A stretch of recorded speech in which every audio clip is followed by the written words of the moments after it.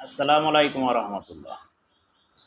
আপনারা জানেন যে এইবার নির্বাচনের সময়, নির্বাচনের আগে জনাব তারেক রহমান সাহেব বিএনপির লোকজনকে মনোনয়ন দেওয়ার সময় উনি একটা বিষয় মাথায় রাখছেন। সেটা হলো উনি একই পরিবারে একাধিক মানুষকে মনোনয়ন দেয় নাই। এটা দেশের জন্য অনেক ভালো, বা এটা একটা ভালো লক্ষণ। মানে তারেক রহমান সাহেব পরিবারতন্ত্র থেকে এই দেশটাকে বিরত রাখতে চায়।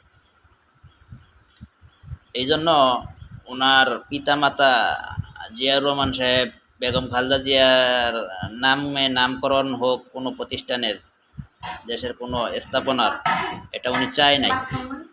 কিন্তু ওনার একজন প্রতিমন্ত্রী বগুড়া 3টা ইউনিয়নের নাম ওনার বংশের নামে রাখছে, ওনার 2 ছেলের নামে রাখছে।